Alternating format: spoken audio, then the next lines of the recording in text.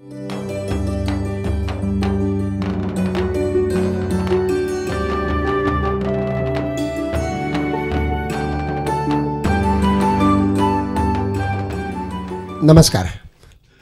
साहित्यिक मुलाखती कार्यक्रम हे आम्ही अनेक वेळा केले, पण एखाद्या उद्योजकाची मुलाखत घ्यायचा हा पहिलाच भाग्ययोग आहे. आम्हाला ही मोठी अशी इव्हेंट करायची नव्हती. फक्त 25-30 लोकांपुरतंच हे ठेवून त्याचं खाजगीपण जपणं हाच आमचा उद्देश होता. त्या दृष्टीनं आम्ही असा छोटा हॉल शोधत होतो आणि दीपक देवधर यांच्या मदतीनं आम्हाला, अभय देवधर यांच्या मदतीनं मला ही जागा मिळाली. आता दीपकजी, माझा पहिला प्रश्न आहे, तुमचं घराणं मूळ देवरुखचं. तुमचे वडील दामोदर शिवराम अँड कंपनी हे वडिलोपार्जित किराणा मालाचं दुकान चालवत. ही पार्श्वभूमी असलेला तुमच्यासारखा तरुण मत्स्य व्यवसायात पडला. अरबी समुद्रात टाटा ज्योती आणि टाटा सिद्धी या 2 ट्रॉलर बोटी बुडाल्याची बातमी तुम्ही वाचली जेव्हा तुम्ही सिडोनियम कॉलेजात शिकत होता, आणि तुमच्या व्यावसायिक प्रवासामागचा तो ट्रिगर होता. त्या सुरुवातीच्या दिवसांबद्दल थोडक्यात सांगाल का? नमस्कार. मला जास्त बोलायची सवय नाही आहे, ऐकायची फक्त सवय आहे. तरी मी प्रयत्न करणार आहे. माझं शिक्षण सुरुवात संगमेश्वरला झाली. 1ली ते 4थी संगमेश्वरच्या लोकल बोर्डाच्या शाळेमध्ये होतो. आणि माझ्या वडिलांना त्याच्यानंतर असं समजलं 58 सालामध्ये की कोल्हापूरला एक इंग्लिश मीडियमची कॉन्व्हेंट स्कूल चालू झालेली आहे. म्हणून त्यांनी मला, आणि मग कोल्हापूरला माझ्या वडिलांचे काका आणि आमची इतर फॅमिली तिथे राहत होती, म्हणून त्यांनी मला कोल्हापूरला शाळेमध्ये मला ते घातलं. आणि माझी एकंदरीत कॅपॅसिटी बघून त्यांनी मला परत 4थीतच तिथे बसवलं. आणि मग 4थीपासून मॅट्रिकपर्यंत मी कोल्हापूरला शिकलो. आणि त्याच्यानंतर माझ्या वडिलांनाच माहीत होतं म्हणून त्यांनी मला मुंबईला शिकायला पाठवलं, सिडनॅम कॉलेजमध्ये. आणि ह्या सगळ्या प्रवासानंतर मुंबईमध्ये मला खूप चांगल्यापैकी एक्सपोजर मिळालं, जगामध्ये काय काय चालतं आहे. कारण हॉस्टेलमध्ये राहत होतो, तर सगळ्या प्रकारचे अनुभव तिथे मला येत होते. आणि त्यावेळेला माझ्या मनात नेहमी असं यायचं की मी माझ्या वडिलांचा एकच मुलगा आहे, तर त्याच्यामुळे माझ्या वडिलांचा व्यवसाय सांभाळण्याची जबाबदारी नैतिक माझ्यावरच आहे, असं त्यावेळेला त्या वयामध्ये आपल्याला नेहमी असं वाटत असतं. तर तसं वाटायला लागल्यानंतर कॉलेजच्या 3ऱ्या वर्षामध्ये मी दर सुट्टीमध्ये संगमेश्वरला जायचो आणि वडिलांच्या दुकानात आपणहून सगळी कामं करायचो. मी काय केली, फक्त 100 किलोचं पोतं मला उचलता आलं नाही, पण अदरवाईज त्या पोत्यावर निशाणी करणं, त्याचा वजन करणं, त्याच्यामध्ये त्याचं कॉस्टिंग करणं, अशा सगळ्या गोष्टी. फक्त वडिलांनी मला चोपडी लिहायला चान्स दिला नाही, अकाउंट्स बुक लिहायला चान्स दिला नाही, कारण माझं अक्षर चांगलं नव्हतं. तर ह्या प्रवासामध्ये मी रत्नागिरीमध्ये वसुलीच्या दिवाणजीबरोबर जात असे. म्हणजे माझे वडील त्यावेळेला HPCचे किंवा त्यावेळेच्या एसो कंपनीचे डीलर होते, आणि ते रत्नागिरीच्या फिशिंग ट्रॉलरना डिझेल सप्लाय करायचे. तर त्या डिझेलची वसुली करण्याकरता जो दिवाणजी जायचा, त्याच्याबरोबर मी पण रत्नागिरीला जात असे. आणि त्यावेळेला मला पहिल्यांदा ह्या फिशिंग आणि ट्रॉलर ह्या सगळ्या गोष्टींचं एक एक्सपोजर आलं, आणि मला ते इंटरेस्टिंग वाटलं. कारण मी असं ठरवलं होतं की मी नक्कीच संगमेश्वरला किंवा कोकणामध्येच राहणार आहे. आणि त्यावेळेला मला असं वाटलं की कोकणामध्ये राहूनसुद्धा याचा जगाशी व्यापार होऊ शकतो, असे हे माशांचा व्यवसाय आहे, असं माझ्या मनात आलं. म्हणून मी वडिलांना म्हटलं की बाबा मला असं वाटतं की ह्याच्यामध्ये मी प्रयत्न करू का? तर माझे वडील म्हणाले, ठीक आहे, तुला जर त्याच्यात इंटरेस्ट असेल तर तू त्याप्रमाणे प्रयत्न करून बघ काय काय होते ते. म्हणून मी 69 साली जेव्हा ग्रॅज्युएट झालो, तर त्याच्यानंतर मी परत मुंबईला MCOMच्या टर्म्स भरल्या, फक्त हॉस्टेलमध्ये राहण्याकरता. आणि मी दिवसभर त्या ससून डॉकमध्ये फिश प्रोसेसिंगची एक तांडेल फिशरीज नावाची कंपनी होती, त्यांच्याकडे जाऊन मी त्यांना सांगितलं की मला सगळ्या गोष्टी हाताने करायचा प्रयत्न करायचा आहे. तर तुम्ही मला इथे एक चान्स द्याल का? तर ते म्हणले ठीक आहे. म्हणून मग तिथे त्या चांदेल फिशरीजमध्ये मी ट्रकमधले मासे उपसण्यापासून बोटीमध्ये फिनिश प्रॉडक्ट लोड करेपर्यंतची सगळी प्रोसेस असते, त्या सगळ्या प्रोसेसचं स्वतःच्या हाताने काम करायचा प्रयत्न केला. जसं मी संगमेश्वरच्या दुकानात हाताने काम करत होतो तसंच तिथे पण केलं आणि ते मला असं कोणी सांगितलं नव्हतं, पण मला इंटरेस्ट होता म्हणून मी ते त्याप्रमाणे करत होतो. तिथे एक ढापरे नावाचे त्या फिशरीज डिपार्टमेंटचे किंवा याचे ऑफिसर होते, ते पण खूप मला त्या गोष्टींच्यामध्ये सहकार्य, मदत करायचे आणि असं करून सगळं मी परत संगमेश्वरला आलो आणि माझ्या वडिलांचा जो व्यापार होता, त्याच्यामध्ये वडील अधिक त्यांचे 9 सख्खे भाऊ आणि 5 चुलत भाऊ आणि वडिलांचे वडील आणि वडिलांचे काका असे 17 लोकांची ती भागीदारी संस्था दामोदर चिवरावणे कंपनी होती आणि त्याची बॅकग्राऊंड अशी होती की माझ्या पणजोबांनी व्यापार चालू केला होता देवरुखला आणि त्याच्यानंतर आजोबा जे होते दामोदर आणि दुसरे शिवराम, या 2 आजोबांनी तो व्यवसाय पुढे चालवला होता आणि त्याच्यानंतर माझे वडील त्याच्यामध्ये आले होते. तर मी सगळ्या घरातल्या लोकांना प्रस्ताव मांडला की आपण कोकणामध्ये हा माशाचा व्यवसाय करू शकतो. परंतु त्या सगळ्या लोकांना तो काही विषय पटला नाही अजिबात आणि त्यांनी सांगितलं की आम्हाला हा व्यवसाय करायचा नाही आहे. एकदा दोनदा मी असे खूप प्रयत्न केले, पण त्यांनी सांगितलं की आम्हाला हा व्यवसाय करायचा नाही आहे आणि ते म्हटले तुला हवं तर तू कर आणि मला असं वाटलं की हा चॅलेंज आहे. म्हटलं ठीक आहे, माझं मी करतो, असं मी त्यांना सांगितलं आणि मग त्याच्यानंतर मी ठरवलं की मला या फिशरीजच्या बिझनेसमध्ये काम करायचं आहे आणि मग त्यावेळेला आता तसं भानू सरांनी सांगितलं, त्या इव्हिनिंग एक्सप्रेसमध्ये मुंबईला मी असताना त्या टाटा ज्योती, टाटा सिद्धी कॅप्साईज अशी एक बातमी होती. तर ती काय होती, तर टाटा ऑइल मिल त्यावेळेला टाटा ऑइल मिलच्या एक सहयोगी कंपनी इंटरनॅशनल फिशरीज नावाची कोचीनमध्ये होती आणि ते फिश प्रोसेसिंग करायचे. तर त्यांनी ते मेक्सिकन ट्रॉलर घेतले होते आणि ते येत असताना बुडाले होते, त्याची ती बातमी होती. त्याच्यावरून माझ्या सहज लक्षात असं आलं की टाटा ऑइल मिल रत्नागिरीला कोळंबी विकत घेते आणि मुंबईला नेऊन त्याची प्रक्रिया करते. म्हणून माझ्या त्यावरनं लक्षात आलं की टाटा ऑइल मिलमध्ये मी जर जाऊन विचारलं की तुमच्याकरता मी काम करू शकतो का, तर काहीतरी त्याच्यामधून रस्ता निघेल. आता हे बोलण्यामागचा हेतू असा होता की रत्नागिरीमध्ये त्याच वेळेला मला वाटतं 1972 73 सालाच्या वेळेला एक सहकारी फिश प्रोसेसिंग संस्था निर्माण झाली होती आणि त्यांनी तिथे स्वतःचं कोल्ड स्टोरेज आणि फ्रीजिंग प्लांट बांधायला सुरुवात केली होती.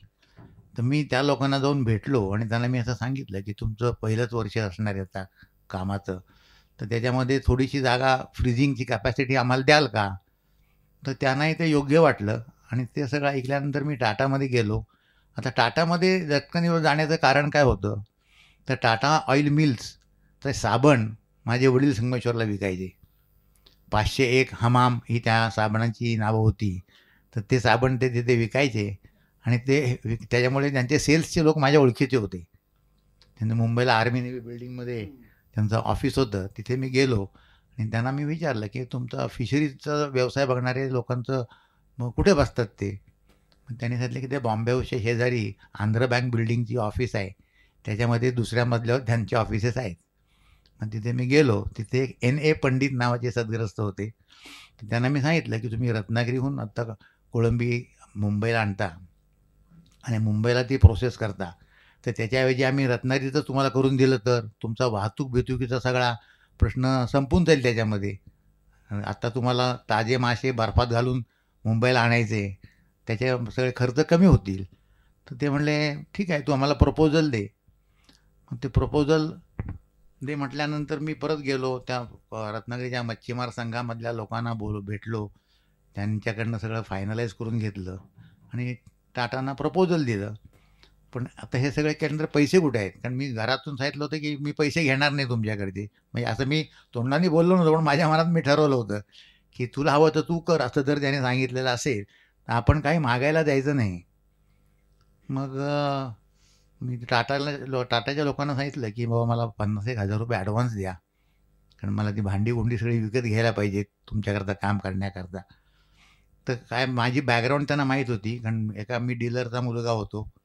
टाटा ऑइल मिल्स आणि माझ्या दामोदरेश्वरम कंपनीचा संबंध होता. सो बेसिक क्रेडिबिलिटी त्याच्यामध्ये होती. पण ते म्हणले, "आम्ही असे काय तुला ₹50,000 असे देऊ शकणार नाही. आम्हाला बँक गॅरंटी पाहिजे."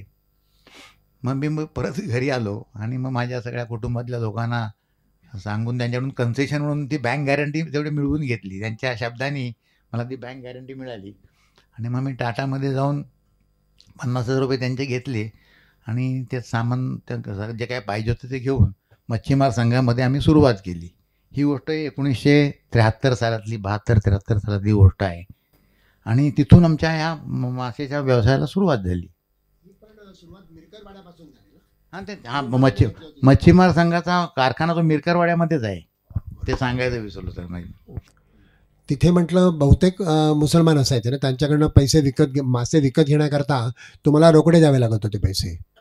मग ती तुम्हाला मोठी खेळत्या भांडवलाची अडचण ज्याला म्हणतात वर्किंग कॅपिटल, ती तुमची सगळ्यात मोठी अडचण होती त्या काळात ना. ह्या काळामध्ये तो अडचण नव्हती मला ती.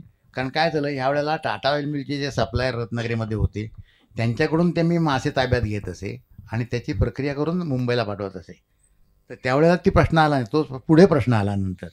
तर पहिले 3-4 वर्ष 5 वर्षाप्रमाणे आम्हाला ह्याच्यामध्ये चांगल्यापैकी यश आलं आणि आम्हाला ते मजुरीचे जे पैसे मिळत होते ते चांगल्यापैकी पैसे आम्हाला मिळायला लागले आणि त्या पैशाच्या आधारावरती नंतर मी 78 सालामध्ये स्वतःचा कारखाना बांधायचं ठरवलं. हां, त्यामुळे तो कारखाना बांधायला जेव्हा सुरुवात केली तर त्याच्यामध्ये त्यावेळेला Maharashtra state finance corporation MSFC आणि CCOM ह्या दोघांच्याकडनं अनएम्प्लॉईड ग्रॅज्युएट स्कीमखाली मी कर्ज घेतलं आणि त्या कर्जावरती तो आमचा कारखाना बांधला, जो आजही आमच्याकडे अजूनही मिरकरवाड्यामध्ये ॲवेलेबल आहे तिथे बघायला. आणि तो कारखाना जेव्हा काढला त्याच्यानंतर आम्ही स्वतः एक्सपोर्टर होण्याचं ठरवलं. कारण त्या मधल्या काळामध्ये मजुरीचं काम करण्यामध्ये खूप चांगल्यापैकी यश आहे असं बघितल्यानंतर मजुरीचं काम करणारे आणि 4 लोक त्याच्यामध्ये आले आणि ती स्पर्धा तशी झाली. पण त्याच्यामध्ये काय काय काय ज्याला आपण थोडंसं राजकारण म्हणतो असं करून माझं काम कमी होऊन दुसऱ्यांना कामं वाढायला लागली. तर ह्या सगळ्या गोष्टींच्यामध्ये मी ठरवलं होतं की आपण स्वतः एक्सपोर्टरच व्हायचं. तर त्यामुळे एक्सपोर्टर झालो म्हटल्यानंतर मला कोण मासे आणून देणार नव्हतं. ते आमचे मासे आम्हाला स्वतःलाच विकत घ्यायला पाहिजेत. तर ते विकत घेण्याकरता ज्या वेळेला प्रश्न आला तेव्हा वर्किंग कॅपिटल वाढायला पाहिजे. बँकेकडून वर्किंग कॅपिटल घेतलं होतं आणि मासे फिशिंग ट्रॉलरच्या लोकांना ॲडव्हान्स पैसे द्यावे लागत होते तिथे. तर तसे पैसे दिले होते आणि त्यावेळेला आमच्या घरामध्ये जे काय आम्हाला संस्कार होते की बोलल्याप्रमाणे वागायचं आहे. तर मला वाटलं सगळंच जग तसं असतं, म्हणून ज्या लोकांना ॲडव्हान्स पैसे दिले होते त्यातले बरेचसे पैसे बुडायला लागले. पण लोक पैसे घेताना जे काय जसे गोड वागायचे ते पैसे घेऊन झाले की ते परत दुसऱ्या बाजूला जायचे आणि ह्याच्यामुळे मला भयंकर मग आर्थिक अडचणी भैरमसाठी यायला लागल्या. पण त्यावेळेला सुद्धा आर्थिक अडचणी आल्या तरी मला असं वाटत होतं की ही एक चूक झालेली, ही दुरुस्त आपण करायची. पण बाकी काय आपल्याला अडचण नाही, म्हणून मला त्या आर्थिक अडचणी आल्यानंतर सुद्धा मोठी काळजी काय वाटली नाही, फक्त अडचणी खूप होत्या. मला आठवतं तुम्ही सांगत होता की ट्रंक कॉल करण्याकरता सुद्धा तुम्हाला मुंबईला यावं लागायचं. मग तुम्ही रात्रणी पकडायचा, STची मुंबईला यायचा, कॉल करायचा, परत द्यायचा, अशा पण अडचणी होत्या नाही, म्हणजे ज्याला प्रॅक्टिकल अडचणी म्हणतो आपण तशा. ह्या आज अडचणी वाटतात, त्यावेळेला ह्या गोष्टी अतिशय नैसर्गिक वाटायच्या. कसं तर त्यावेळेला कसं आहे की आमच्याकडे जेव्हा आम्ही ते फिश प्रोसेसिंग करत होतो तर त्यावेळेला निर्यात करण्याकरता ऑर्डर्स मिळवल्या होत्या आणि निर्यात करण्याकरता ऑर्डरच्या मध्ये माल लोड करायचा जो असायचा तो त्या बोटी रत्नागिरीमध्येच येत असत. ब्रेक बल्क बोट असते, हल्ली कंटेनर असतात, त्या बोटी रत्नागिरीमध्ये येत आणि त्या बोटी आल्यानंतर त्याची परचेस ऑर्डर असावी लागायची. तर ती परचेस ऑर्डर केबलनी यायची, पण ती केबलनी रत्नागिरीहून जपानला कॉन्टॅक्ट करायला काही अडचण असायची, कधी लागायचं नाही फोन वगैरे वेळेवर. म्हणून मग ते बसमधून मुंबईला जायचं. मुंबईला फ्लोरा फाउंटनला त्या CTOमध्ये जाऊन तिथे तो फिक्स टाईम कॉल लावायचा, तो कॉल घ्यायचा त्याचा आणि तो घेऊन परत यायचं आणि मग तिथपर्यंत ती तार रत्नागिरीला आलेली असायची आणि मग त्याच्यावरनं ती तार बघून कस्टमवाले ती ऑर्डर याचं समजून माल पाठवायची परवानगी द्यायची. 89 साली जेव्हा तुम्ही कोरियाला गेला होता तेव्हा तुम्हाला पहिला मोठा ब्रेक म्हणता येईल असा मिळाला. सुरिमी बनवायची संधी निर्माण झाली. मग तुम्ही भारतातला पहिला सुरिमी प्लांट टाकला. त्यात व्हॅल्यू ॲडिशन करत तुम्ही गेलात. ती सुरुवातीचा तो कालखंड कसा होता? ही तुम्ही केरळपासून गुजरातपर्यंत ही अशी यंत्रणा मासे सप्लाय करण्याची कशी उभारलीत? तुमचं रोजचं उत्पन्न आधी 10 टन होतं. ते झपाट्याने वाढत वाढत तुम्ही कसं नेलं? ती ग्रोथचा ती जी फेज आहे त्याविषयी थोडं सांगाल? त्यामुळे आधी सुरिमी म्हणजे काय हे पण सांगा, कारण बहुतेक लोकांना सुरिमी माहिती सुरिमी नसेल. जाण्यामागचा हेतू पहिल्यांदा सांगतो की कोळंबीचं व्यवसाय, कोळंबी एक्सपोर्टचा व्यवसाय जेव्हा मी करत होतो तेव्हा भयंकर आर्थिक अडचणी असायच्या की पैशाची नुकसान भरपूर झालेलं होतं. नंतर आम्हाला जास्त मासे कोण लगेच जास्त देत नसत. म्हणजे एका वेळेला आमची निगेटिव्ह नेटवर्थ ज्याला म्हणतात ती 60 लाख रुपयाची झालेली होती. त्याच्यामुळे मला ते बँकवाले वगैरे नेहमी सतत प्रेशरमध्ये ठेवायचे. परंतु मला तसं काय त्यात वाटायचं नाही, कारण मला वाटायचं की मी जे करतो ते बरोबर आहे, एक दिवस माझा बरोबर त्यातून होईल. म्हणून काही वेळेला बँकवाले मला असं म्हणायचे की तू आमच्याकडे आल्यानंतर आम्हीच तुझे पैसे देणार आहोत असं आम्हाला वाटतं. तू ज्या पद्धतीने आमच्याशी बोलतोस की तू आमचं देण्याचं, कारण मी काय असं ते कधी त्या बँकेला चुकवण्याचा कधी प्रयत्न केला नाही. त्या बँकेकडे मी नेहमी जायचो. अजूनपर्यंत काय काय अडचणी आल्या आहेत, त्या कशा कशा आहेत, आता ह्याच्यातून मार्ग कसा काढणार आहे, काय काढणार आहे, असं सगळं मी जाऊन त्यांना सांगायचो. आणि ते मला 1 आठवड्याचं वर्किंग कॅपिटल द्यायचे फक्त, की तेवढं 1 आठवड्याचे पैसे घेऊन जा, त्याचा पुढच्या आठवड्यात काय रिझल्ट आम्हाला दाखव आणि मग ये. असं ते चालत होतं. तर त्यावेळेला रत्नागिरीमध्ये सुद्धा रिकामा वेळ भरपूर असायचा. तर तिथे आमच्या फॅक्टरीच्या समोर marine biological research centre MBRS नावाची संस्था होती. आणि त्या संस्थेमध्ये डॉक्टर रानडे नावाचे एक सायंटिस्ट होते, जे मला चांगल्यापैकी माझ्या ओळखीचे होते. तर त्यांच्या बरोबरीने मी त्यांची ती कॉलेजमधली लायब्ररीमधली पुस्तकं जाऊन बघत असे. तर त्या पुस्तकांमध्ये सुरिमी हा पहिल्यांदा माहिती मी घेतली होती. सुरिमी घेतली होती, फ्रीज ड्राईंग घेतलं होतं. आणि त्यावेळेला माझे एक मित्र होते अरुण भट नावाचे, जे मुंबईमध्ये न्यू इंडिया फिशरीजमध्ये काम करायचे.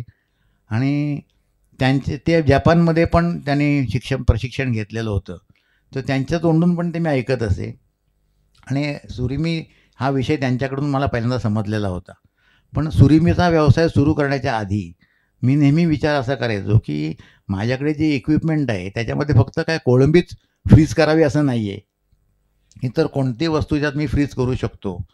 म्हणून मग आम्ही त्याच्यामध्ये रिबन फिश नावाचे मासे असतात ते फ्रीज करायला सुरुवात केली होती. आणि त्या रिबन फिशला चायनामध्ये भरपूर डिमांड होती, हे मला कुठून कुठून माहितीच समजलेलं होतं. तर ज्यावेळेस तेच मी परत म्हटलं मला आता परदेशात जायचं आहे, बँकेत जाऊन परदेशात जाण्याकरता पण मी कर्ज घेत असे. तर त्यावेळेस ते हसायचे, आता तू पैसे घेऊन जाणार, मग काय टी व्ही घेऊन येशील, अमुक घेऊन येशील. तर पण मी प्रत्येक वेळेला त्यातले पैसे वाचून परत बँकेत जमा करत असे, कारण ते मला कर्ज होतं, ते काही फुकट पैसे नव्हते. तर ते अशाच एका हाँगकाँगच्या ट्रिपमध्ये गेलो असताना रिबन फिशची मला माहिती मिळाली. ॲबर्डीन म्हणून तिथे भाग आहे, त्या भागामध्ये मी एका फिश प्रोसेसरकडे जाऊन त्याला भेटलो होतो. आणि त्याला विचारलं की म्हटलं बा आम्ही इंडियातून सुद्धा हे मासे आम्ही तुम्हाला देऊ शकतो, तर तुम्ही घ्याल का? तो हो म्हणाला. आणि आमच्याकडे काय होतं, ह्या माशांकडे अजिबात दुर्लक्ष होतं. म्हणजे ते जे कोळंबी पकडणारे मच्छीमार जे होते ते रिबन फिश वगैरे जे मासे असायचे ते त्यांच्या खलाशांना द्यायचे की हे तुम्ही त्याची काहीतरी विल्हेवाट लावा म्हणून. इतकं ते व्हॅल्यूलेस होते.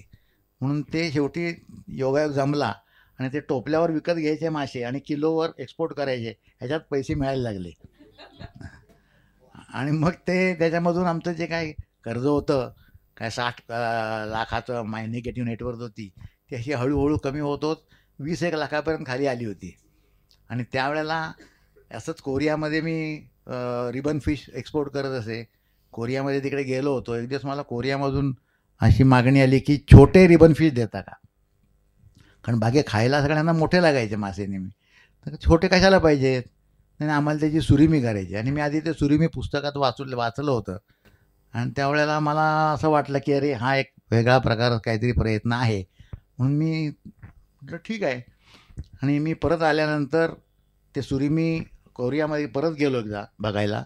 जपानमध्ये ज्या वेळेला मी सुरिमीचा विषय बोलायचो तेव्हा जपानमधले लोक सांगायचे की सुरिमी तुम्हाला करता येणार नाही, हे खूप हाय सॉफिस्टिकेटेड काम आहे, तुम्हाला ते जमणार नाही.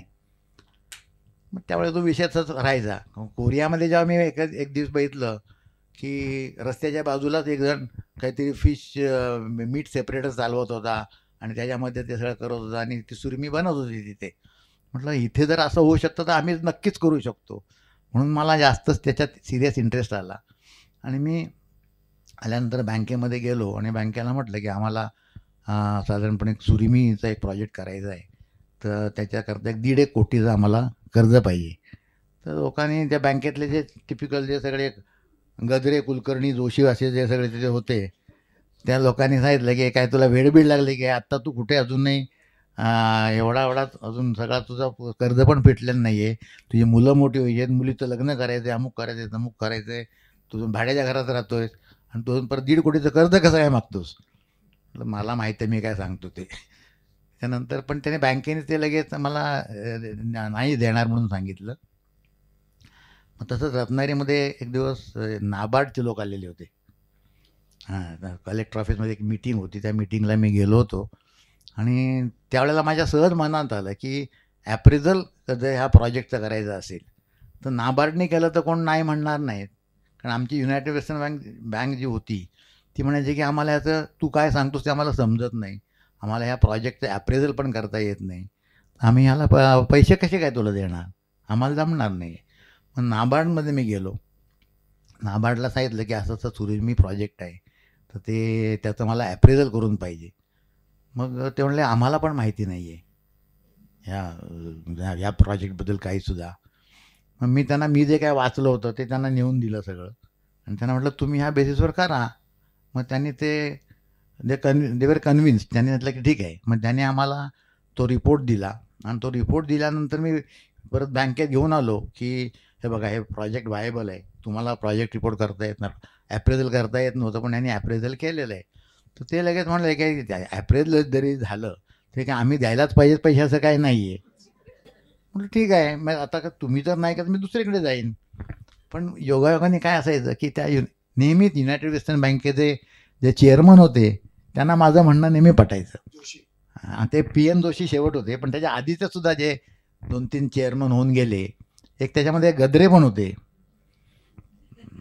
तर त्यांचं नेहमी ते म्हणून मला बाकीचे बाहेरचे लोक असं म्हणायचे तू आज जाऊन काय बोलतोस आम्हाला माहीत नाही बा, पण ज्या गोष्टीला आम्ही नाही म्हणतो ना त्याचं तू सँक्शन घेऊन आतून येतोस. एनिवे तर असं झालं आणि शेवटी ते कर्ज आम्हाला मिळालं आणि ते कर्ज मिळाल्यानंतर मी कोरियामध्ये जाऊन ती इक्विपमेंटसाठी पहिल्यांदा खरेदी केली आणि ती त्याचबरोबर त्यांचे 2 टेक्निशियन पण आम्ही म्हटलं आम्हाला पाहिजेत, कारण आम्हाला सुरमी कशी करायच्या लोकांना दाखवायचं आहे. आणि ते आम्ही सेटअप केलं. 1.5 वर्ष लागलं सेटअप करायला. ह्या सगळ्या गोष्टींकरता म्हणजे कर्ज मिळवण्यापासून सुरमी बनवेपर्यंत जवळजवळ 3.5 वर्ष गेली त्याच्यामध्ये. आणि मग ती सुरुवात झाली आणि ते कर्ज आम्ही 8 महिन्यातच फेडून टाकलं. 1.5 कोटीचं काय होतं ते, अधिक पहिले जे काय 21 लाख रुपये राहिले होते ते फेडले. त्याच्यामुळे त्यांना परत दुसरी शंका आहे काय ते दुसरी भानगडे घ्यायच्यात काय, हे एवढं कसं होईल. अर्थात आता मला लक्षात येते की मी ते पैसे लगेच फेडायला नको होते, कारण त्या पैशाचा मी आणि कुठेतरी दुसरा चांगला प्रॉडक्टिव्ह वापर करू शकलो असतो. परंतु कर्ज आणि कर्जाबद्दलच्या बोलण्यामुळे मी इतका बेजार झालो होतो की ज्या दिवशी ते मला पैसे हातात आले त्याशी मी ते कर्ज आधी फेडून टाकूया, बाकीचं काय असेल ते असं झालं ते. अशी ती सुरमीची व्यवसाय सुरुवात झाला आणि योगायोगाने आम्ही त्यात भारतातले पहिले ठरलो की जे सुरमी बनवणारे आहोत. ॲक्च्युली आमच्या 2-3 वर्ष आधीच आम्ही सुरमी केली असती, परंतु हिंदुस्तान युनिलिव्हर मागाशी जी चर्चा झाली त्यांनी पण आमच्या जोडीने सुरमीला सुरुवात केली होती आणि आमच्यानंतर एक 6-8 महिन्यामध्ये त्यांचा पण कारखाना सुरू झाला. पण पहिल्यांदा हे जे मासे तुम्ही मगाशी बोललात त्याप्रमाणे जे टेबल फिश नव्हते, जे खाण्याकरता कोण वापरत नव्हते, त्यामुळे त्या माशांची किंमत खूप कमी असायची आणि त्याच्यामध्ये विंडफॉल प्रॉफिट होता चांगल्यापैकी. मग त्या काळामध्ये आम्हाला चांगल्यापैकीच पैसे त्याच्यात मिळायला लागले आणि साहजिकच त्यामुळे लोकांचीसुद्धा त्या धंद्याकडे बघण्याची दृष्टी बदलली आणि आमच्या पाठोपाठ एक 3-4 वर्षामध्ये आता 8 ते 10 लोक सुरमी बनवणारे भारतामध्ये आत्ता आहेत. आणि मगाशी तुम्ही जसे बोललात किंवा हे जसे बोलले की व्यवसायामध्ये सतत चालू ठेवायला लागतं, थांबवून चालत नाही. मी तर नेहमी असं म्हणतो की व्यवसाय करणं हे ट्रेडमिलवरचा व्यायाम आहे. उभे राहिले की मागे जायला होतं, सारखं धावत राहिलं तर आहे त्या जागी आपण उभे राहू शकतो. तर त्याप्रमाणे 2000 सालामध्ये अर्जुन व्यवसायामध्ये आला, जॉईन झाला आणि तो उत्तमपैकी इंजिनियर आहे आणि एंटरप्रायझिंग भरपूर असल्यामुळे तर त्या मदतीने आम्ही त्याच्या पुढचं जे व्हॅल्यू ॲडिशन आहे ते करायला सुरुवात केली. 2004 साली आम्ही तो कारखाना सेटअप केला आणि आज आमचा जो व्यवसाय आहे तो 100% अर्जुन सगळा सांभाळतो आणि त्या व्यवसायामध्ये त्यांनी कुठच्या कुठे एकदम पुढे छलांग मारलेली आहे. ती किती आहे पुढे, तर आज अमेरिकेमधल्या सगळ्या वॉलमार्टमध्ये गजरे नावाचे मासे मिळतात. जपानमधल्या इऑन स्टोअरमध्ये गजरे नावाचे मासे मिळतात आणि अजूनही जपानमधली 2-3 दुकानं आहेत त्यांच्यामध्ये पण हे सगळे मासे मिळतात. आणि अतिशय उत्तम तो काम करतो. खूप त्यांच्या नवीन आयडियाज आहेत आणि त्या सगळ्या आयडियाज जसे माझ्या वडिलांनी मला तुला माशाचा धंदा करायचा तर कर असं मुभा दिली, तर त्याचप्रमाणे माझ्या काय मनात आहे ते मी सांगतो, पण तो म्हणेल तेच करतो असं होतं. आता हां, सुरिमी हा मगाशी राहिलं बोलणं तेच. हां, सुरिमी हा जॅपनीज शब्द आहे आणि त्याचा अर्थ असा आहे की तिंबलेलं कणिक. आपण जे पापडाची कणिक जशी असते की नाही, की ज्याला अशी इलास्टिसिटी असते, अशा प्रकारची कणिक म्हणजे ती सुरिमी. आणि सुरिमीचा वापर जपानमध्ये मला वाटतं 15-16व्या शतकापासून डॉक्युमेंटेड आहे. हां, थंडीच्या वेळेला ते बर्फामध्ये मासे साफ करून पुरून ठेवायचे आणि मग लागतील तसे ते काढायचे. अशी सुरुवात झाली. पण 1950 सालापासून त्याचं मेकॅनायझेशन व्हायला लागलं. 60-65 सालानंतर त्याला खूप चांगला जोर आला. पहिल्यांदा जपानी लोकांनी स्वतःच्या किनारपट्टीवरती, मग कोरियामध्ये, जगभरातले सगळेच मच्छीमार जे असतात ना, ते जास्तीत जास्त मासे काढण्याचा प्रयत्न करतात. मग त्यांच्याकडचे मासे संपायला लागल्यानंतर ते तायवानमध्ये, आपल्या थायलंडमध्ये आले. असं करत करत जगभर प्रसार व्हायला लागला. मग 2012 सालाकडे आपण येऊया, कारण त्यावेळेला तुम्ही एक विकासाचा मोठा टप्पा गाठलात.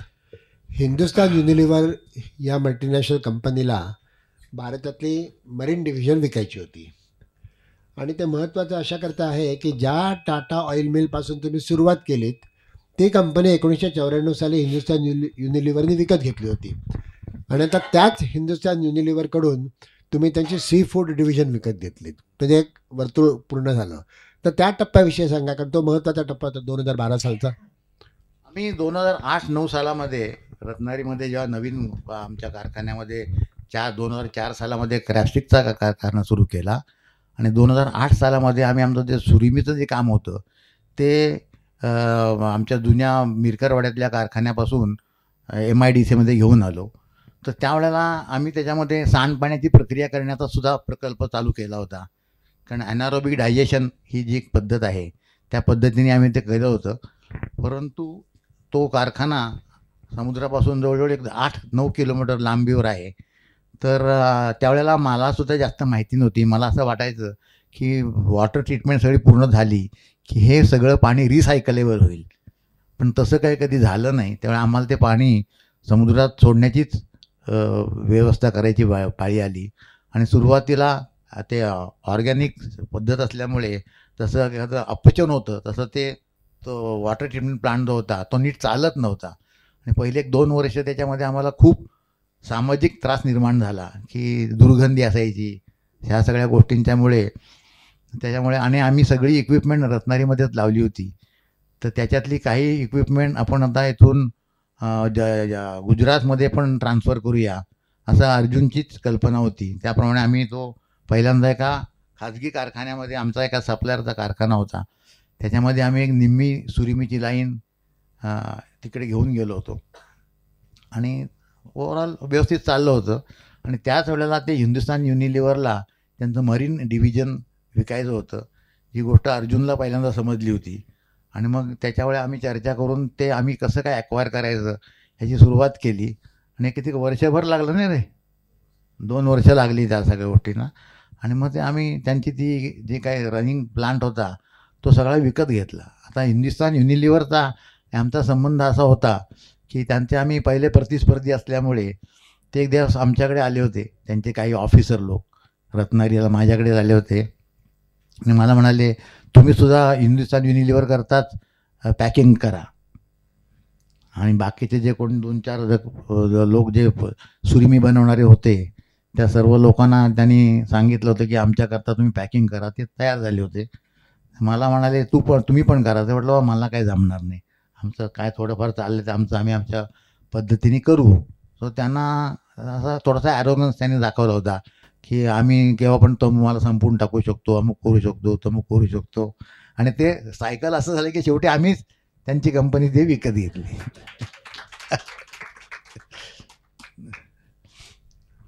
रत्नागिरीप्रमाणेच गुजरातेतील चोरवाड आणि कर्नाटकातील मंगलोर SEZ इथंही तुम्ही अत्याधुनिक प्रोसेसिंग प्लांट्स टाकलेत.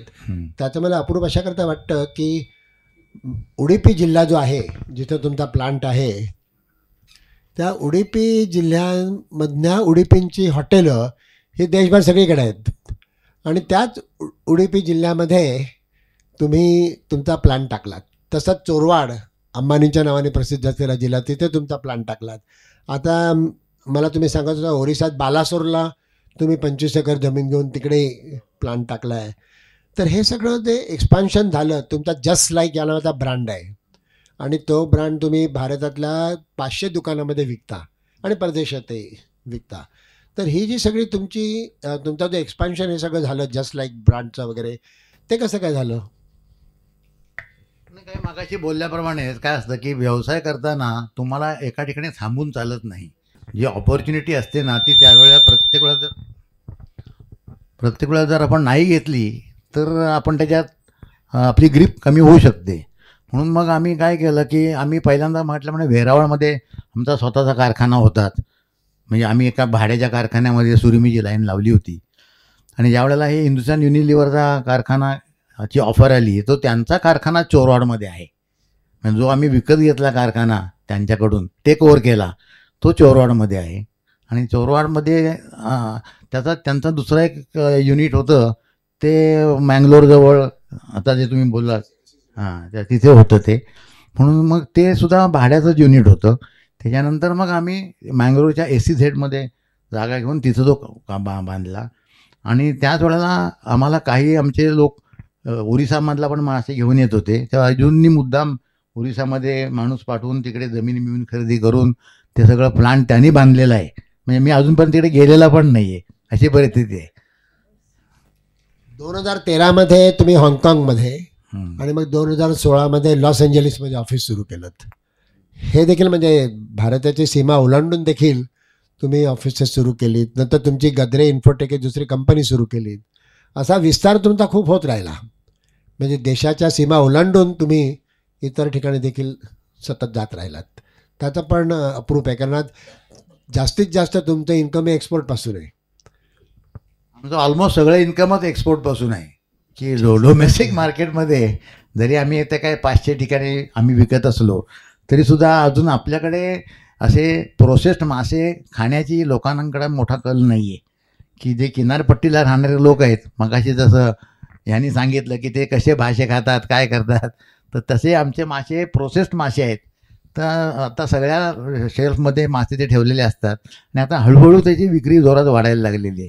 त्यामुळे बेसिकली आमचं जे सगळा व्यवसाय आहे ऑलमोस्ट मला वाटतं म्हणजे प्रोसेस फिश जो आहे तो जवळजवळ 98% एक्सपोर्ट आहे. 1-2% तरी आहे काय, तेवढं पण नसेल मला वाटतं. 1-1.5% भारतात विकून बाकी सगळे मासे बाहेर जातात. तर त्याच्यामुळे आमचं इन्कम हे कायम एक्सपोर्टमधूनच आहे. म्हणून त्या एक्सपोर्टच्या कामाकरता व्यवस्थित सपोर्ट असण्याकरता पहिल्यांदा आमचं पहिलं ऑफिस आम्ही हाँगकाँगमध्ये केलं. ते सुद्धा अर्जुनच्या इन्सिस्टन्समध्येच केलं. त्याच्यानंतर मग आम्ही दुसरं ऑफिस आता त्यांनी LAला अमेरिकेत केलेलं आहे, हॉलंडमध्ये केलेलं आहे आणि आता लास्ट ऑफिस आम्ही जपानमध्ये केलेलं आहे. आणि ही सगळी विक्रीची ऑफिसेस आहेत. आणि योगायोग असा आहे की ह्या सगळ्या ठिकाणी आमच्याकडे जॅपनीज पण आमच्या रोलवर आहेत, आमच्याकडे हाँगकाँगमधले पण लोक रोलवर आहेत, अमेरिकेतला पण माणूस रोलवर आहे. म्हणजे फक्त एम्प्लॉयमेंट हे रत्नागिरीच्याच लोकांना दिलेली नाही आहे. मागे मला आठवतं अनिल जोशी, दत्तप्रसाद दाभोळकर आणि मी तुमच्या प्लांटमध्ये आलो असताना रत्नागिरीला तुम्ही मला तुमचा तो ETP प्लांट दाखवला होता, एफ्लुएंट ट्रीटमेंट प्लांट आहे. तुम्ही म्हणाला होता की भारतात अशा प्रकारचा पहिलाच प्लांट आहे. तर त्याबद्दल थोडं सांगा की त्याच्यापासून तुम्ही पेट्रोल करता लागणारं पण काहीतरी ऑइल तयार करता ना विशिष्ट? नाही नाही, आम्ही तो जो ETP जो प्लांट आहे की नाही, तो गव्हर्नमेंटने क्लीन डेव्हलपमेंट मेकॅनिझम म्हणून CDM म्हणून जी संकल्पना आहे त्याने अप्रूव्ह केलेला प्लांट आहे. कार्बन क्रेडिटला एलिजिबल तो प्लांट आहे आणि कार्बन क्रेडिट मिळणारा फिश प्रोसेसिंगमधला हा माझ्यामध्ये आजसुद्धा एकच प्लांट आहे, अजून कुठे नाही आहेत. परंतु माझी जी अपेक्षा होती की त्यातलं पाणी रिसायकलेबल होईल, म्हणजे परत पिण्याचं करता येईल, तर तसं काय अजून झालेलं नाही आहे. कारण त्याच्यामध्ये जो नायट्रोजन असतो की नाही, तो नायट्रोजन पिण्याच्या पाण्यामध्ये आपल्याला चालत नाही 10 PPMच्या पेक्षा जास्ती. आणि ह्याच्यामध्ये जवळजवळ 70, 80, 100 PPMपर्यंत डिझॉल्व नायट्रोजन असतो. म्हणून त्याच्यामुळे ते पाणी एक तर शेतीमध्ये उपयोगी पडू शकतं, नाहीतर मग ते समुद्रात सोडायला लागतं. तर त्याप्रमाणे तुम्हाला जो तुम्ही प्लांट दाखवला होता, तर त्याच्यामध्ये दुर्गंधी किंवा असे त्याविषयी काही प्रश्न नव्हते. पण तो सुरुवात करताना त्यात आम्हाला खूप अडचणी आल्या त्या पहिल्यांदा. मला आठवतं तुम्ही तेव्हा मिथेन पण त्याच्यातनं तयार करायचं आणि तुम्हाला लागणारी वीज ही तिथेच निर्मित व्हायची, बरोबर ना? ही जी ॲनारोबिक डायजेशनची प्रोसेस आहे त्याच्यामध्ये मिथेन वायू पण तयार होतो, जो आम्ही आमच्या बॉयलरला इंधन म्हणून वापरतो. ॲक्च्युली आपल्याला खेडेगावामध्ये जिकडे हे असतात काय कॅटल म्हणजे गुरं जिथे असतात, गुरांचे शेण जे असतं की नाही, त्याच्यापासून जो गॅस प्लांट त्याला म्हणतात, तर हा त्यातलाच प्रकार आहे, बायोगॅसचा असाच प्रकार आहे तो.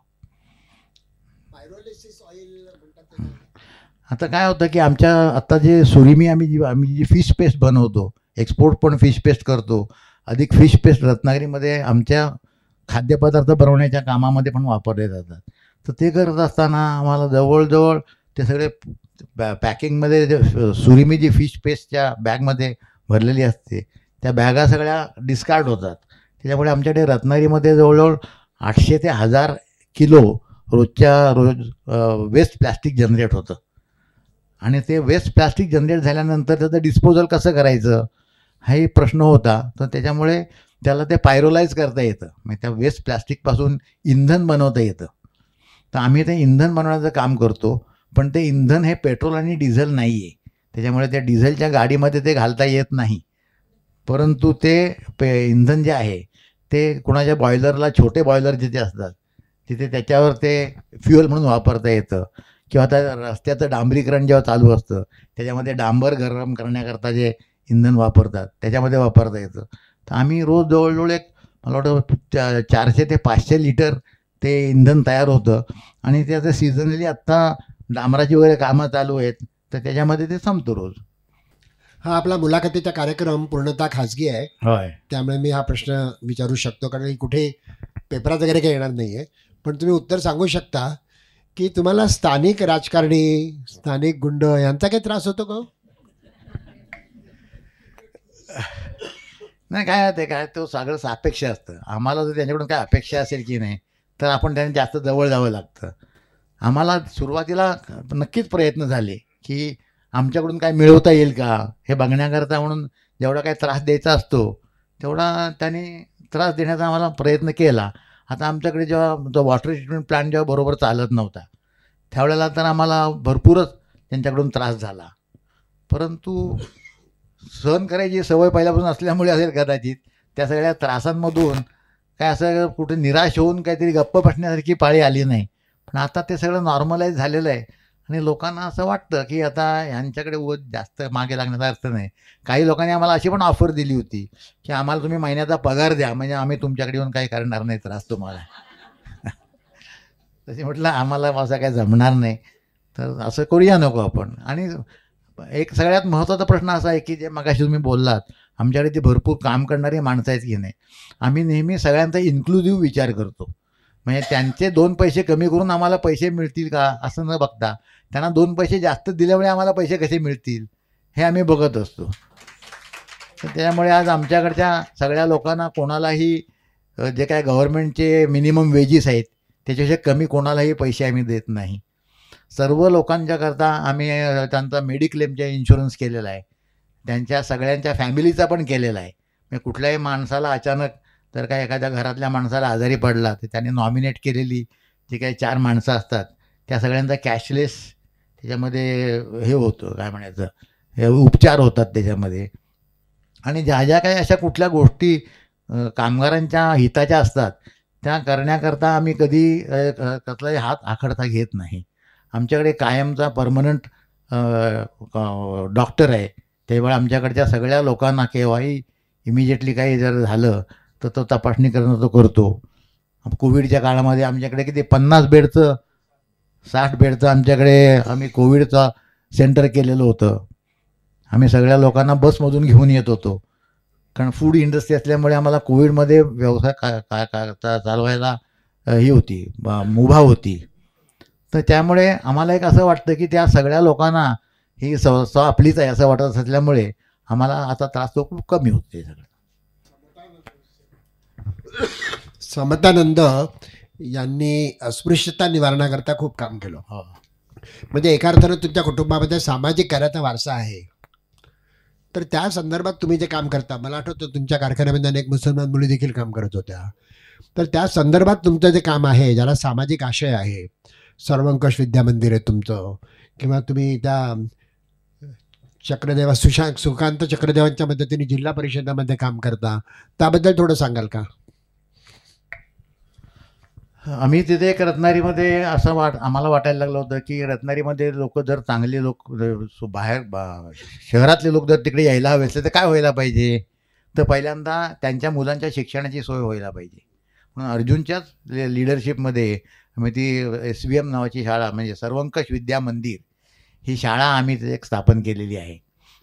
तर त्या शाळेची वेबसाईट आहे, फेसबुकवर पण ती शाळा आहे, त्याची माहिती तुम्हाला सगळी तिथे घेता येईल.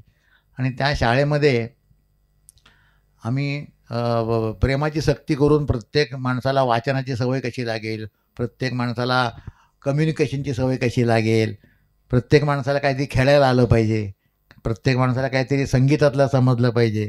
अधिक म्हणजे कुणाला नाही म्हणायचं नाही, कोणी त्यांनी ते करायचं केलंच पाहिजे असं काम.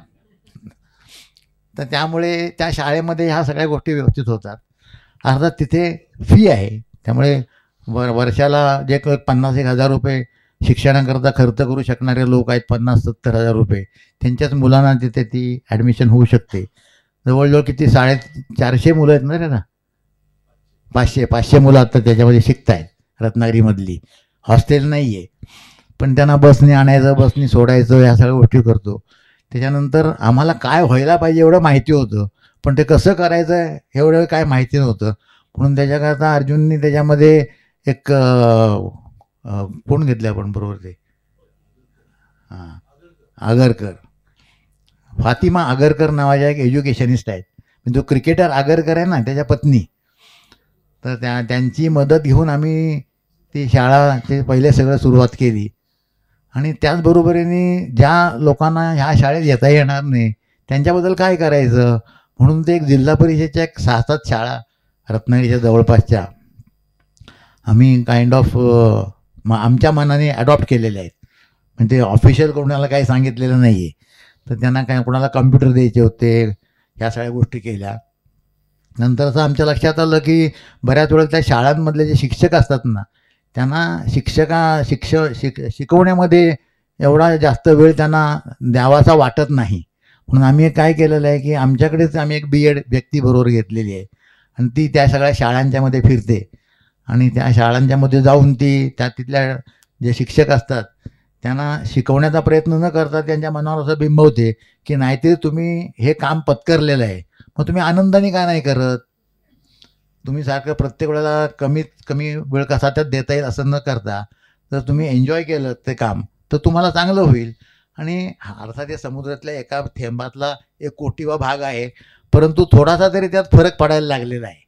आणि आता मध्ये एकदा नाशिकच्या जवळ एका शाळेमध्ये एका शिक्षकांनी मुलांना 1,000पर्यंत पाढे शिकवलेले आहेत. त्याची क्लिप आत्ता माझ्या फोनमध्ये मी तुम्हाला नंतर दाखवीन ती. तर मी रत्नागिरीतल्या 4-5 शिक्षकांना आणि या सुकांत चक्रदेवाला नाशिकला पाठवलं होतं आणि म्हटलं तुम्ही जाऊन ते बघून या तिथे. आणि तिथून आल्यानंतर आता रत्नागिरीतल्या एका शाळेतल्या शिक्षिकेने तिथल्या मुलांना 50पर्यंत पाढे शिकवलेले आहेत. हां, तर अशा प्रकारच्या गोष्टी त्यांना तिथल्या टीचिंग स्टाफ जो असतो की नाही त्याला एन्थ्यूज कसं करता येईल, त्यांना आपल्या कामामध्ये आनंद कसा मिळवता येईल हे करण्याकरता आम्ही त्याच्यात काम करतो. मराठीमध्ये जावयाला दशमग्रह म्हणतात. तुमच्या बाबतीतला अनुभव वेगळा होता, कारण तुमचे सासरे म्हणजे घाटगे पाटील ट्रान्सपोर्टचे वसंतराव घाटगे, त्यांचं तुमचं नातं खूपच प्रेमाचं होतं, जिव्हाळ्याचं होतं. तुमचं ते प्रेरणास्थानच होतं असं तुम्ही मागे एकदा म्हणाला होता. त्यांच्याबद्दल आणि तुमच्या आणि मीनाताईंच्या, वसंतराव घाटग्यांच्या कन्या, त्यांच्याबद्दल थोडं सांगाल का? मीना ही माझ्या बहिणीच्या वर्गात शिकायला होती आणि पण त्यावेळेला असं काय मला असं काय वाटत नव्हतं अजिबात.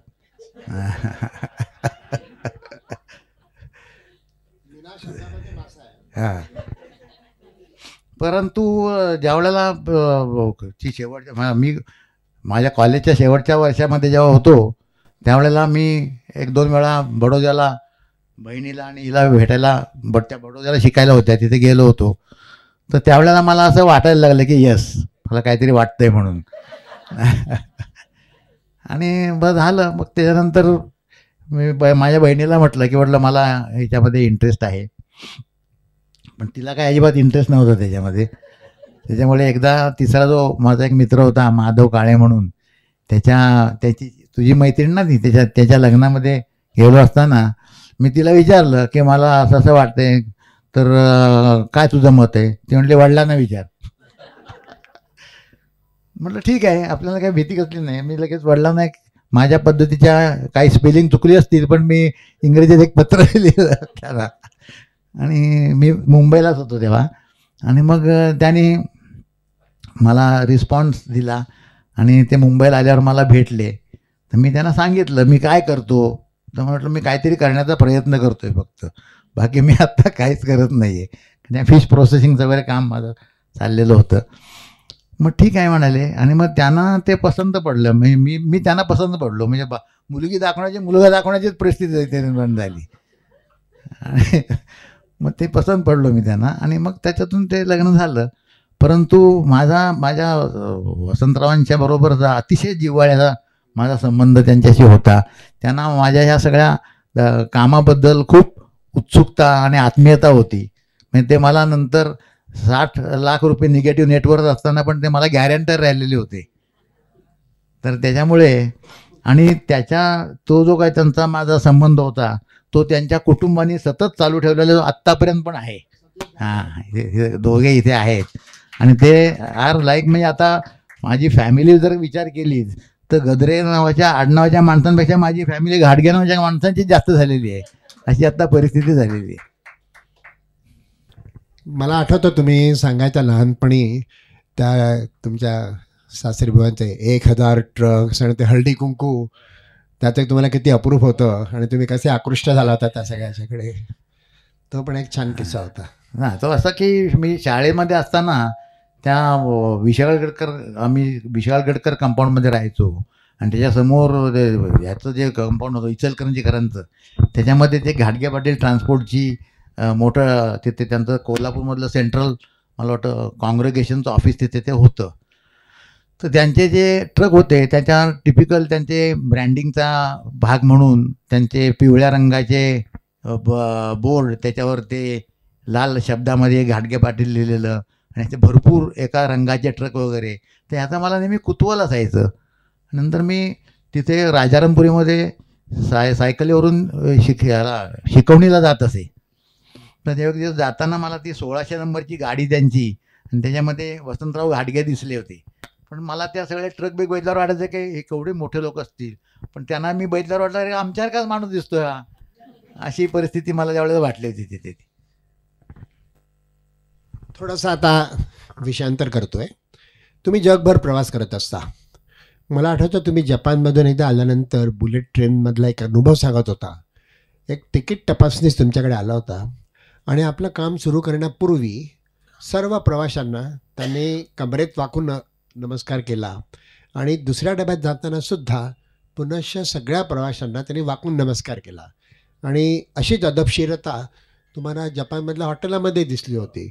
तर ते जे सगळे अनुभव होते, जपानकडून आपण काय शिकू शकतो? इथे सुधीर गोगटे आहेत, ते एका कुठल्यातरी जपानी कंपनीत आहेत एक्झिक्युटिव्ह डायरेक्टर. तर ते पण मला सांगायचे की जपानकडनं आपण खूप शिकू शकतो. तर काय तुम्हाला वाटतं आपण काय शिकावं? जपानमधून शिकण्यासारख्या अनेक गोष्टी आपल्याकडे आहेत. म्हणजे पहिल्यांदा त्यांच्या कामामधली जी सिन्सिअरिटी जी आहे, मी आत्ता जे जिल्हा परिषदेच्या शाळेतल्या शिक्षकांचं बोलत होतो की नाही, जपानमध्ये असं कुठे मला बघायला मिळणार नाही. की काम जे आहे की नाही, की आपण आता जे पत्करलेलं काम आहे, त्या कामामध्ये 100% आपण स्वतःला झोकून देणं, ही गोष्ट जी आहे आपल्याकडे पण अनेक ठिकाणी अशी होते. पण जपानमध्ये बाय अँड लार्ज सगळ्या ठिकाणी तुम्हाला ते बघायला मिळतं. जपानमधल्या शाळांमध्ये पहिल्यापासूनच सिव्हिक सेन्स शिकवला जातो मला वाटतं. त्याच्यामुळे जपानमध्ये कुठे रस्त्यामध्ये कोण घाण टाकत नाहीत. जपानमधल्या ट्रेनमध्ये किती गर्दी असली तर त्याशी एकमेकाच्या गाड्याला धरून कोणाच चढत नाहीत. तर ह्या ज्या गोष्टी आहेत ना, ह्या गोष्टीच्या शिवाय सुद्धा इव्हन ऑफिसमध्ये काम करणारे जे लोक आहेत, जे लोक तुमच्याशी डील करणारे लोक आहेत, ते चिकित्सक असतात. ते प्रत्येक गोष्टीला लगेच हो म्हणणार नाहीत. सगळ्या बाजूनी त्या गोष्टींचा अभ्यास करतील. त्याच्यानंतर आता दुसरं काही शंकाच नसेल तरच ते पुढच्या मार्गाला जातील. तर ह्या ज्या सगळ्या गोष्टी आहेत, त्यांच्याकडची स्वच्छता, त्यांच्याकडची सिन्सिअरिटी कामाबद्दलची त्यांच्या, आणि त्यांच्याकडे काम करण्याची जी टेनॅसिटी आहे, की एखाद्या गोष्टीला कामाला आपण कबूल केलं तर ते काम पूर्ण होईपर्यंत थांबायचं नाही. ह्या सगळ्या गोष्टी खूप शिकण्याच्या गोष्टी त्यांच्याकडे. असं नेहमी ऐकायला मिळतं की कोकणामधल्या लोकांचा विकास प्रकल्पांना सतत विरोध असतो. मग तो अणुऊर्जेचा प्रकल्प असू दे किंवा आणखीन कुठला नाणार असू दे, कुठलाही असू दे. तर असा विकास प्रकल्पांना स्थानिक लोक विरोध का करतायत? म्हणजे अजूनही कोकणामध्ये इंडस्ट्री फारच कमी आहे. तुमचा कारखाना अपवाद आहे असं मी म्हणेन. त्याच्यात माझ्या मते 2 आस्पेक्ट आहेत. एक म्हणजे सरकारच्या बाजूनी सुद्धा एक्सटेन्शन ॲक्टिव्हिटी काही होत नाही. कोणताही नवीन प्रकल्प जर आला तर हा प्रकल्प काय आहे ह्याच्याबद्दल लोकांना अजिबात कुठलीही माहिती दिली जात नाही. आता अणुऊर्जा प्रकल्पाचा तुम्ही आत्ता उल्लेख केला किंवा रिफायनरी येणार आहे, तर अणुऊर्जा प्रकल्प किंवा रिफायनरी म्हणजे काय हे जर आपण सगळ्या लोकांना समजावून सांगितलं की नाही, तर त्याच्यातला विरोध थोडा कमी होईल. आज बघा की जे आम्ही ज्यांना चाकरमानी म्हणतो, की रत्नागिरीतले लोक जे मुंबईला राहणारे असतात, तर ते तिकडनं आदेश देतात की ह्याला विरोध करायला पाहिजे, अमुक केलं पाहिजे, तमुक केलं पाहिजे. ऑफ द रेकॉर्ड हे सगळं राजकारणाचंच काम चाललेलं असतं. परंतु जर ग्राउंड रिॲलिटी बघितलीत की नाही, तर जे मुंबईहून सांगतात की आम्हाला रिफायनरी नको, तर मुंबईमध्ये 1950 सालापासून 2 रिफायनरी आहेत एका बाजूला चेंबूरमध्ये, आणि त्याचबरोबर संजय गांधी उद्यानमध्ये अजून वाघ पण आहेत. त्याच्यामुळे त्या जे काय ॲज अ क्रो फ्लाईज 10-15 किलोमीटरच्या अंतरामध्ये त्या रिफायनरीमध्ये कोणत्याही प्रकारचा तिथे त्रास झालेला नाही आहे. आजच्या परिस्थितीमध्ये काय आहे की कुठल्याही प्रकारच्या पोल्युशनला हा सायंटिफिक इलाज आहे प्रत्येक ठिकाणी. त्याच्यामुळे कोकणातल्या लोकांनी, तुम्ही जर रिफायनरी करणार असाल तर त्याच्याकरता तुम्ही जे काय पोल्युशन न होण्याकरता या ज्या गोष्टी करायच्या आहेत त्या कशा व्यवस्थित करता हे आम्हाला जर तुम्ही आधी खात्री करून दाखवा किंवा त्याची आम्हाला उदाहरणं द्या असं जर सांगितलं की नाही, तर तो चांगल्यापैकी एक पॉझिटिव्ह विरोध होईल असं मला वाटतं. पण आज आमच्याकडे काय होतं की आम्हाला नको, एका राजकीय पक्षाला नको म्हटल्यामुळे मतं मिळणार असतात, एका राजकीय पक्षाला हो म्हटल्यामुळे मतं मिळणार असतात, अशी ती मारामारी आहे. अणुऊर्जेच्या बाबतीमध्ये सुद्धा आता बघा, मुंबईमध्ये पण अणुऊर्जेचं युनिट आहे, तिथे लोकांना काही त्याची भीती वाटत नाही, असं कोण आंदोलन करत नाही हे बंद पाडा म्हणून, पण आमच्याकडे यायला नाही पाहिजे असं सांगतात. तर ह्यामुळे ह्या ज्या सगळ्या गोष्टी आहेत ह्या राजकीय जास्ती आहेत असं मला वाटतं. आणि सो कमिंग बॅक टू की मला तरी असं वाटतं की कोकणातल्या लोकांचा जो सगळ्या कुठल्याही नवीन इंडस्ट्रीला जो विरोध आहे, तो विरोध हा जास्त फॅब्रिकेटेड आहे. असं का मनातून असा कुठला विरोध नाही आहे. आता दुसरी एक अडचण कोकणामध्ये काय झालेली आहे की कोकणामधल्या बऱ्याच लोकांना हाताने काम करण्याची जर सुविधा असेल तर ती नको आहे. कारण सगळ्या ज्या अशिक्षित पालकांनी आपल्या मुलांना शाळेत घातलं आणि त्यांना काहीतरी शिकवलं, त्यांचं म्हणणं असं असतं, आम्ही फक्त मेहनतीची कामं केली, आम्ही खस्ता खाल्ल्या, पण आमच्या मुलांनी तसं करता कामा नये. ॲक्च्युली माझ्या मते याच्यामुळे ती मुलांना बिघडवत आहेत. त्यांनी काय सांगायला पाहिजे की तुम्ही सुशिक्षित आहात, समजून उमजून काम करणाऱ्या, तरी पण हाताने काम कामाची व्हॅल्यू आहे. हाताने काम करायचं काम म्हणजे कमीपणाचं काम आहे असं असायला नाही पाहिजे. त्यामुळे एका बाजूला आम्ही म्हणतो की कोकणात कामं नाहीत, आणि जर विचार केलात तर आज आंब्याच्या बागेमध्ये कोकणामध्ये 40,000 नेपाळी लोक आंब्याच्या बागेमध्ये कामाला आलेले आहेत. रत्नागिरीच्या सगळ्या फिश इंडस्ट्रीमध्ये ट्रॉलरवरती जे सगळे खलाशी आहेत ते एकेकाळी रत्नागिरीच्या भागातले होते, पण आज जे सगळे कर्नाटकमधले, ओरिसामधले पण खलाशी रत्नागिरीला आलेले आहेत. अर्थात अशा प्रकारचं स्थलांतर जिकडे तिकडे चालू आहे. म्हणजे कोकणात तसं नव्हे, कोकणातले लोक मुंबईला जातात, कोकणातले लोक दुबईमध्ये जात आहेत. मग तिकडे ते जिन्याखाली झोपले तरी त्यांना चालतं, पण ते इकडे आमच्याकडे जेव्हा येतात तेव्हा ते आम्ही काहीतरी खूप मोठं काम करतोय असं दाखवतात. असं जिकडे तिकडे चाललेलंच असते. आता माझा हा शेवटचाच प्रश्न असणार आहे पुढचा, पण त्यानंतर पुढचे 20-25 मिनटं जर आपल्यापैकी कोणाला काही प्रतिक्रिया व्यक्त करायची असतील, काही सांगायचं असेल तर आपण सांगू शकता. हा शेवटचा प्रश्न असा आहे की स्थानिक पातळीवर विचार करताना मराठी तरुण उद्योग क्षेत्रात अधिक मोठ्या प्रमाणावर यावेत या दृष्टीनं, म्हणजे उद्योजकता वाढीस लागावी, उद्योगप्रियता वाढीस लागावी, या दृष्टीनं तुम्ही काही सांगू शकाल का? कारण मराठी माणसामध्ये आता उद्योजकतेचा अभाव आहे हे सार्वत्रिकरित्या मान्य आहे. माझ्या मते हे जे आहे की नाही एक अझम्पशन आहे. आता पूर्वी इतकं परिस्थिती वाईट राहिलेली नाही आहे. आज अनेक नवीन मराठी मुलंसुद्धा जी आहेत की नाही ती काही ना काहीतरी आपण काहीतरी नवीन कसं करू शकणार आहोत, आपल्याला काहीतरी नवीन करायचं आहे अशी त्यांची मानसिकता आहे. त्यांना ती आता स्टार्टअपमध्ये सुद्धा मला वाटले भरपूर लोक मराठी पण आलेले असणार आहेत, नाही त्याचा भाग नाही आहे. परंतु आपल्याकडेच्या लोकांना एखादा प्रश्न, एखादी इंडस्ट्री चालू करायची असली तर त्याच्याकरता जे येणारे संभाव्य अडचणी असतात, अनसीन ज्या अडचणी असतात, होमवर्क किती केलेलं असलं तर एखादी अशी गोष्ट असू शकते की जी अडचणीची असू शकते. त्या अडचणीला तोंड देण्याची जी तयारी आहे की नाही ती त्याच्या करण्याकरता त्याच्या घरातल्या लोकांकडून पण त्याला खूप सपोर्ट मिळाला पाहिजे. आता माझ्या बाबतीत जर बोलायचं झालं तर मला माझ्या पत्नीने जेवढा सपोर्ट दिला तेवढा दिला नसता तर कदाचित आम्ही आज इथपर्यंत येऊ पण शकलो नसतो.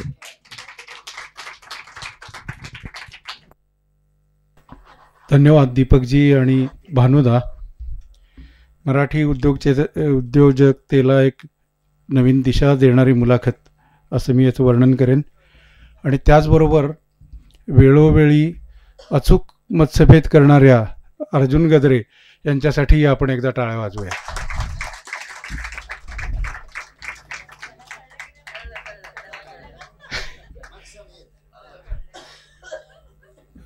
The floor is open for discussion. कुणाला विचारायचं असलं तर मला सूचित करा, मी माईक पोचवतो आपल्याकडे. Good afternoon everyone. माझं नाव आहे शोभा श्रीकांत आणि गद्रे सर तुमचा जो प्रवास आहे खूप इन्स्पायरिंग आणि इंटरेस्टिंग पण आहे. आणि मला तर खूप अभिमान वाटला आहे, कारण मी पहिली ते कॉलेजपर्यंत रत्नागिरीत होते. माझं शिक्षण शिर्के हायस्कूल आणि नंतर गोगटे कॉलेजला. Of course after that I was in US to do my masters and everything. But त्यामुळे आणि माझे बाबा नेहमी मिर्या बंदरला जायचे because he was marine engineer आणि PWD त्यांचं काम असायचं टेट्रा. पण you might be knowing also, I don't know, Subbarao म्हणून. तर त्यामुळे रत्नागिरीविषयी म्हणजे खूप मला जिव्हाळा आहे. आणि दुसरी गोष्ट म्हणजे तुम्ही मँगलोर म्हणता, तिथे माझा जन्म झाला आहे. सो दोन्ही गोष्टी अशा योगायोगाच्या आहेत. आणि रत्नागिरीत म्हणजे माझे बाबा असे खूप वेगळे होते. आम्हाला कसं आम्ही म्हणजे वी आर फ्रॉम मँगलोर आणि तिथे मी जेव्हा शिक्षण घ्यायचं तेव्हा रत्नागिरी म्हणजे मराठी मीडियमच्या शाळा असायच्या तिथे. आणि मग बाबांनी मला खूप इंग्लिश पुस्तकं वाचायला, कारण साऊथमध्ये असं की इंग्लिश आलंच पाहिजे तर. आणि तिथे इंग्लिश मिडियमची शाळा जस्ट सुरू झाली होती. पण मी माझं एक असं ऑब्झर्वेशन आहे की रत्नागिरीत मुलं खूप हुशार असतात, म्हणजे मे बी कलोकियल मीडियममध्ये शिकतात, पण नंतर ते मुंबई किंवा पुणे तिथे असं जावं लागतं. पण आता मला वाटतं तिथे कॉलेज मेडिकल आणि इंजिनिअरिंग आहे. पण अजूनही काही म्हणजे तुमची एवढी मोठी इंडस्ट्री आहे, सो व्हेरी इन्स्पायरिंग. पण अजून काय तुमच्या अशा CSR ॲक्टिव्हिटीज होतात की तिकडचा भाग अजून डेव्हलप होईल, so that they need not go out of Ratnagiri? हा माझा प्रश्न आहे.